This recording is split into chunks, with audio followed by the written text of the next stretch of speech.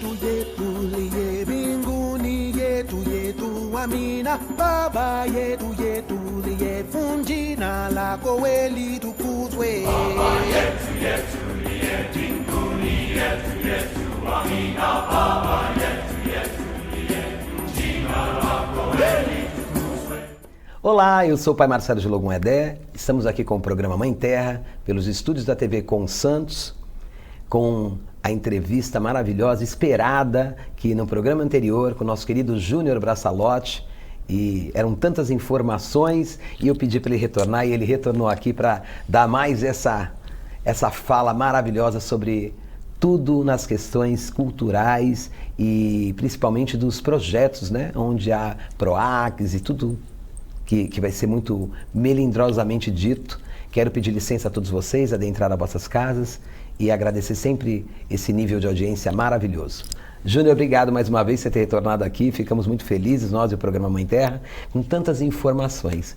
No programa anterior, nós falamos muito sobre a questão da pandemia, tudo como surgiu, a Lei Aldir Blanc, né? Tocamos também no tema também da Lei Paulo Gustavo, que está vindo aí com a força total, e falamos sobre os projetos do PROAC e como todos esses projetos podem ser implementados aqui na nossa sociedade de Santos e na Baixada Santista, e dar um pouco de informação para todos os nossos telespectadores, onde tem muitas pessoas que têm projetos maravilhosos, mas não conseguem passar no papel, saber por onde vai, por onde começa, e que são essas leis que aparecem e quem são os beneficiários de tudo isso. Prazer estar aqui mais uma vez, Pai Marcelo. Chamou, é uma ordem. Então, estamos aqui para trocar ideia sobre cultura, é sempre um prazer aprender também. É conversando a gente aprende. Vamos falar sobre um pouquinho mais sobre essa questão dos PROACs que aconteceram e como tudo isso está vindo, a lei também, Paulo Gustavo, como foi implementado também a questão dos projetos até a todos os segmentos, né? Que isso você sabe muito bem, você está lá no Conselho de Cultura, você tem todas essas informações. Sim, a gente está em uma cidade que tem até um certo privilégio no sentido de políticas públicas afirmativas para a cultura, né? A gente está aqui no 10º ano, por exemplo, do FACULT, que é o Fundo de Apoio a Projetos Culturais Independentes de Santos. A gente está no 10º ano. Aqui da Baixada Santista, infelizmente, é a única cidade que dispõe de um edital próprio, com recursos próprios, advindos do Fundo de Cultura da cidade, né? Destinado a projetos independentes, né? De artistas independentes, ou seja, qualquer munícipe de Santos que se autodeclare artista pode escrever projeto, pode participar desse concurso público que é o FACULT, né? E assim como a gente tem o FACULT, a gente tem o PROAC no estado também, que já encerraram as inscrições, tem um aporte de 100 milhões que também vai ser feito em projetos culturais independentes aqui para espaços, cinema, dança, para todos os segmentos como um todo. E aqui em Santos a gente começa a caminhar, né, no sentido de destrinchar o FACULT para outros segmentos, no sentido de que o FACULT é para todos os segmentos, ou seja, qualquer tipo de manifestação pode se inscrever, né, ele não restringe a linguagem. Agora a gente começa a criar, por exemplo, um edital específico para audiovisual. Nós já vamos para o 2º edital de curtas-metragens aqui em Santos. Santos, como a gente sabe, é uma cidade reconhecida pela Unesco como uma cidade criativa no segmento audiovisual, exatamente pela potência no cinema que a gente tem, várias salas de cinema, festivais de cinema. O Curta Santos, que eu participo, tem mais de 20 anos de atividade na cidade, né? Colocou a cidade no mapa dos grandes festivais nacionais de cinema, né? Então a gente acaba trazendo muita gente para filmar aqui. Isso gera uma cultura de gente que faz cinema, né? Então como a gente acolhe essas pessoas? Dando recursos para elas conseguirem produzir os seus filmes. Então a gente tem um edital aqui para 8 curtas-metragens de R$80 mil cada, e a ideia é que isso vai aumentando. A gente está construindo um edital para longas-metragens, ou seja, daqui a pouco Santos é uma cidade que vai começar a produzir longas-metragens também, por conta do talento inato que a gente tem aqui em Santos, né? A gente tem muita gente que nasceu aqui, que produz cinema muito bem, né? O Rubens Evaldo Filho é um filho aqui da cidade, né? Que levou o nome da cidade para fora. É que tantos artistas também muitas vezes têm que sair da cidade para buscar uma oportunidade fora, né? Isso é muito triste. É o que eu falo sempre para amigos de fora, né? Santos é um celeiro de cultura e de tantas culturas diversas, né? E que infelizmente muitas vezes isso vem ocorrendo, mas eu acredito muito que a cidade tem mudado muito essa panorama, como você está me falando agora. Porque tem isso, né? A coisa do celeiro, né? Que é uma coisa que protege, mas a gente precisa também que Santos seja uma casa confortável para os artistas e que sair de Santos seja uma opção. né? Eu quero sair para produzir outras coisas, para estudar, e não a única opção que eu tenho se eu quiser seguir o caminho artístico. Então a gente está aqui para isso, para criar condições que as pessoas se mantenham na cidade de Santos, né? Que a gente consiga produzir a partir daqui. Até porque facilita, né? Porque a pessoa tem que abandonar a sua família, tem que buscar toda uma logística para viver fora daqui. Então tem tudo isso. A dificuldade que existe, por exemplo, para você botar a arte em prática em outro lugar. Né? Então facilita aqui, gera dinheiro aqui mesmo, a pessoa continua, traz pessoas para cá. Sim. Eu acho que isso é muito importante. E além de girar a economia, como o senhor coloca, gera a identidade local. Sim. Né? Gera uma sensação de pertencimento, a gente começa a contar as nossas histórias. Através do cinema, as histórias do meu bairro vão para outro país. Vão para outro estado, vão para outros lugares, eu levo a cidade. Uma coisa que você falou que é uma grande importância, sim, claro que é, sem sombra de dúvidas, a identidade, né? Muitas vezes a gente fica sabendo de grandes artistas e depois você vai saber que o artista é de Santos. Exatamente. Ele é nascido, ele vai numa entrevista, ele por um acaso, ele fala de Santos. Ah, eu sou nascido em Santos, mas moro no Rio de Janeiro há muito tempo, em São Paulo, enfim. Isso é importante, né? A identidade, né? Ter a nossa identidade como uma vidraça, né? Como uma panorama para o universo do mundo da arte fora de Santos, né? Sim. Bacana. E aí, o que você tem para me falar para os nossos telespectadores sobre como as pessoas atingem isso? Busca quem? Conhece quem? Como que faz tudo isso? Olha, aqui em Santos a gente tem vários canais de comunicação, né? Como o senhor faz parte do Conselho da Comunidade Negra, eu faço parte do Conselho de Cultura, hoje eu estou na cadeira do Conselho da Cultura da Diversidade. Estou terminando meu mandato como vice-presidente do Conselho da Comunidade Negra, mas estamos lá na luta. É isso. E eu estou na cadeira da Cultura da Diversidade, né? Então a gente gera, pelo menos uma vez por mês, o espaço da população ir lá trocar ideia, a gente abriu um monte de grupo de WhatsApp, a gente tem reuniões periódicas constantes com todos os movimentos culturais da Baixada Santista, né? Para entender o que está acontecendo em cada cidade, para que a gente possa auxiliar, né, disponibilizando soluções. Tipo, Santos está rolando assim, por que Peruíbe está fazendo assim, Cubatão pode fazer assim também, qual é a realidade do Guarujá, como é que a gente pode melhorar as coisas a partir das leis, né? Porque a gente acha que lei é uma coisa estanque, né? Foi feito e ninguém pode mudar, não. Se foi feito pela mão do homem, a gente pode melhorar. Então essa é a nossa luta, melhorar o dia a dia das pessoas a partir também da lei. A população negra está incluída em todos esses projetos aí? Ela é a base fundadora. Né? Tudo tem que partir da base do povo, senão não tem sentido, não dá para vir de cima para baixo. Né? A gente tem que entender qual é a realidade de quem está embaixo, né? De quem produz, de quem vive, né? De quem respira aquilo no dia a dia e compreender como a gente encaminha. Né? A cultura negra em Santos é atávica, né? Não tem como a gente falar de cultura em Santos se a gente não fala da contribuição do povo preto aqui para a cidade de Santos, né? A história da liberdade de Santos, a história dos nossos quilombos, né? A gente tem aqui em Santos, até bacana se eu tocar nesse assunto, um edital hoje voltado para a cultura preta. Um primeiro edital, que também é um bom exemplo para todas as cidades seguirem. Como é que não tem isso? Né? Como é que a gente não fez esse movimento de reparação histórica, de privilegiar a cultura preta? Até porque o Brasil, como num todo, de maior população negra, né? O afrodescendente do mundo. Só perdemos para a Nigéria.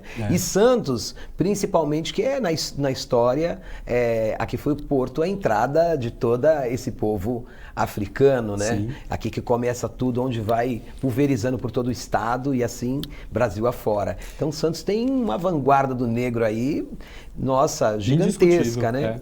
E é até interessante citar que esse edital, por exemplo, ele nasceu a partir de um ato racista. Né, e de como a gente transforma um limão numa limonada, de como você pega um exemplo muito negativo que aconteceu, que foi no Encontro das Cidades Criativas da Unesco, que teve um ano atrás aqui na cidade de Santos. Teve uma ação muito negativa de um servidor público com uma pessoa do público, uma atitude racista, que a gente presenciou, a gente viu, a gente falou o que a gente faz com isso. A gente já tinha tido um precedente negativo com um secretário adjunto de turismo que teve umas salas racistas um tempo atrás, também na imprensa, que vazou Brasil afora e pegou muito mal para a cidade.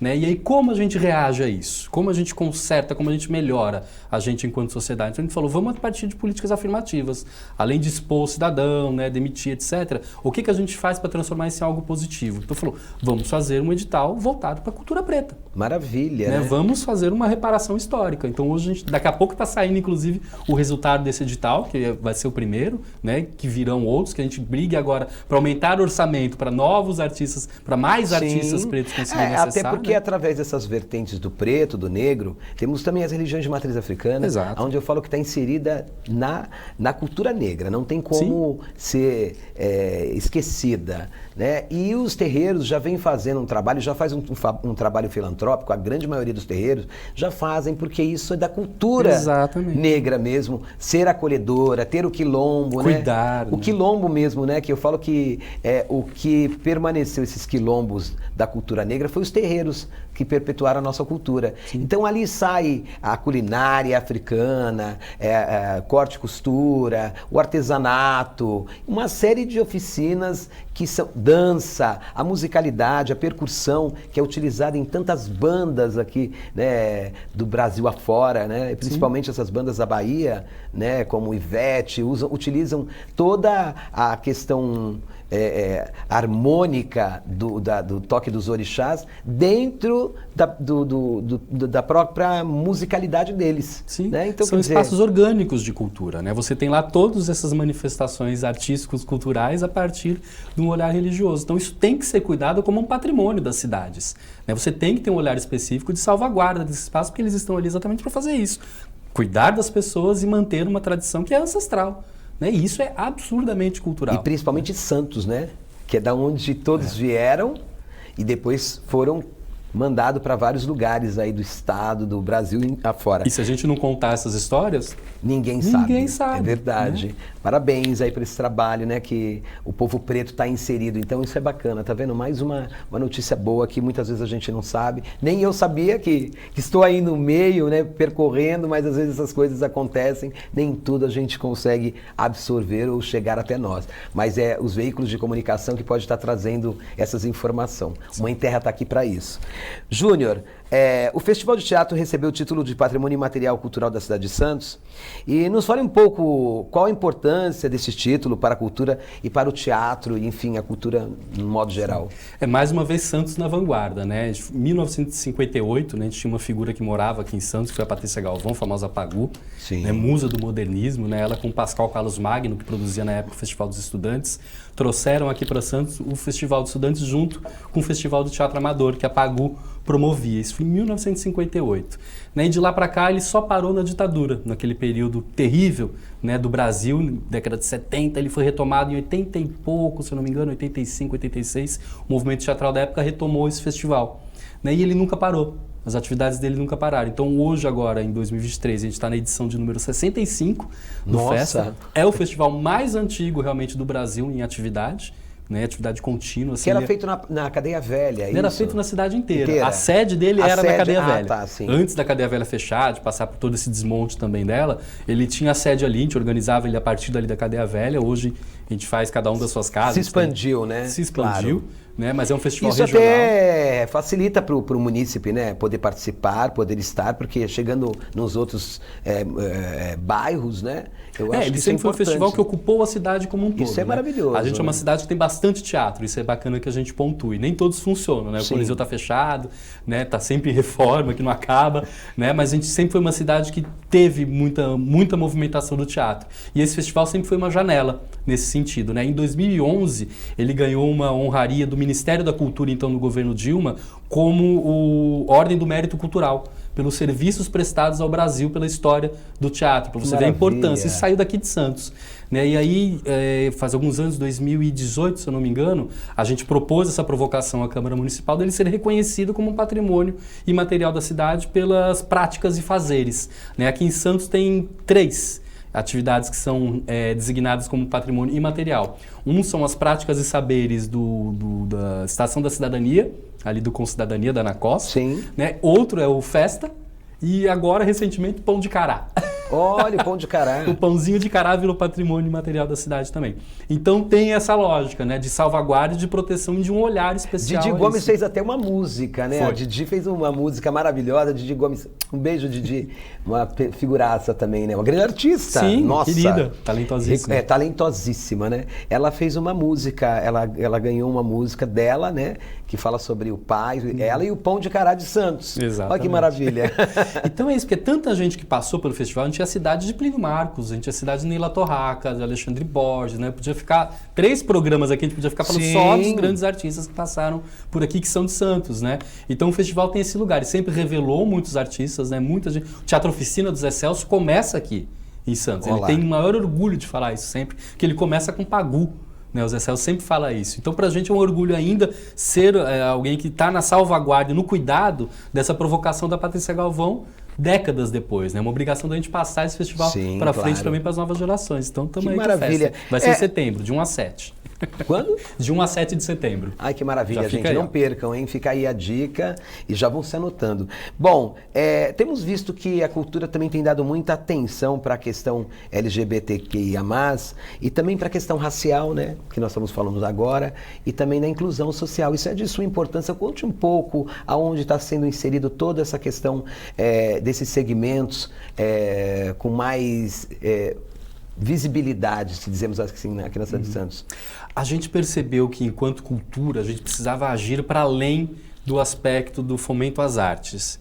Né? Então, a gente começou a criar muitas pontes com as outras secretarias para tentar levar o que é a cultura, né? A cultura do cuidar do outro, de cuidar de uma cidade, para a segurança pública, para a saúde, para a educação, para a habitação, aonde a gente poderia interferir, né? Para que a gente causasse mudanças significativas no dia a dia das pessoas e da cidade, né? Como é que a gente poderia azeitar um pouquinho mais essa relação. Isso foi um trabalho que a gente teve assim profundo na cidade, apontando assim, levando possibilidades, fazendo muita audiência pública, participando das reuniões com os outros secretários, né? Não atuando só no campo específico das artes, mas atuando no campo das humanidades, né? Entendendo... Segmentos.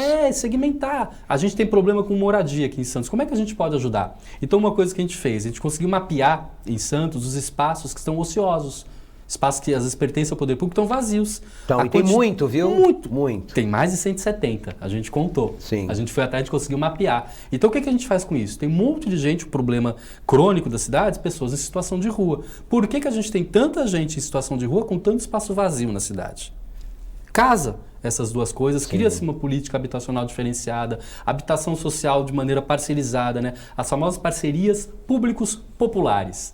Né? Não é só público-privado, público popular. Como é que a gente pode criar condições de melhorar as desigualdades sociais a partir da cultura? Esse foi um ponto, né? De lugar nevrálgico para a gente. E população. Né? Entender a desigualdade social aonde a gente tinha que trabalhar. É ali que a gente tinha que apontar para poder reequilibrar um pouquinho o jogo. Esse foi um gancho que a gente conseguiu virar. Os outros... Né? E aí a gente foi trabalhar na saúde, a gente foi trabalhar na educação. Como é que a gente não tem educação racial nas escolas? Como é que a gente não trabalha o bullying em relação ao corpo LGBT na escola? Né? Tem uma lei, mas ela é cumprida? A lei, às vezes, muitas vezes, ela está aí, mas às vezes para as pessoas compreendê-las e repassar isso a nível... Falamos até com a minha querida a Cristina, né? Sim. Barleta, teve a oportunidade, nós tivemos a oportunidade de entrevistá-la aqui, falando sobre a Lei 10.639, né? Que, no qual se faz muito necessário ter uma abrangência muito maior. Mas aí tocamos no assunto, ficamos de conversar mais. Acredito que os conselhos, ou o Conselho da Comunidade Negra vai estar fazendo com mais ênfase, né, essa situação, com parceria, claro, com a Secretaria, até porque tudo tem que ser juntos, somos mais fortes. Bom, eu vou fazer algumas perguntas, mas daqui a pouco, depois dos nossos comerciais, nós voltamos já.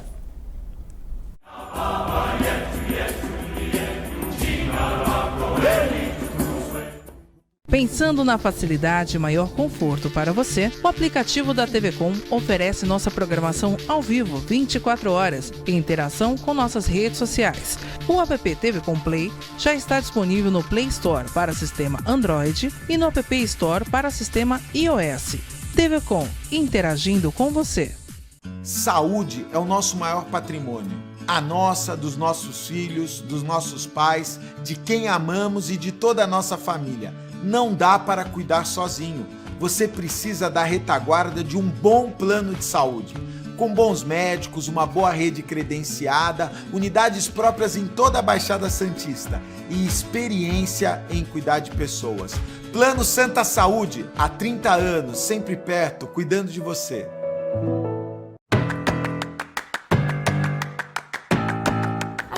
TV é uma plataforma de TV streaming interativa que combina o melhor da TV e do streaming, agregando mais de 140 canais, disponível em mais de 197 países. A Soul TV está disponível para Smart TVs Samsung e LG e smartphones Android e iOS.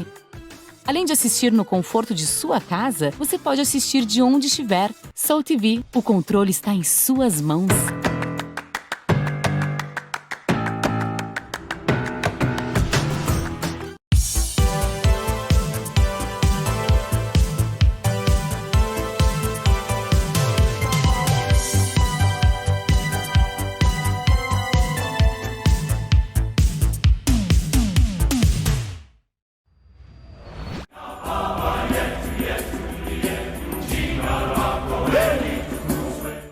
Estamos de volta com o programa Mãe Terra, aqui pelos estúdios da TV Com Santos, com o nosso queridíssimo Júnior Braçalotti, ator e produtor, e com, nossa, uma riqueza de informações e que com certeza vai fazer uma grande diferença na vida de todos vocês e de todos nós.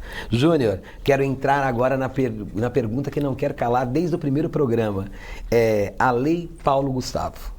Como que podemos saber sobre todo esse trâmite? Porque eu tenho certeza que a Aldir Blanc, ela veio e ajudou muito, ou razoavelmente bem, mas teve todo um transtorno para a população, para as pessoas, para os artistas, os grupos de teatro e, enfim, toda a gama artística, poder ter acesso, saber como lidar com isso, porque muitas vezes a cultura é latente, o artista tem trabalhos maravilhosos, mas a parte burocrática, ele não tem esse acesso a essa informação. Sim. E isso também dificulta muito para entrar nesses projetos. Diga um pouco sobre a nossa queridíssima Lei Paulo Gustavo, desse grande ícone, né, da dramaturgia. Sim. Foi uma lei em homenagem ao Paulo Gustavo, que infelizmente também faleceu de Covid.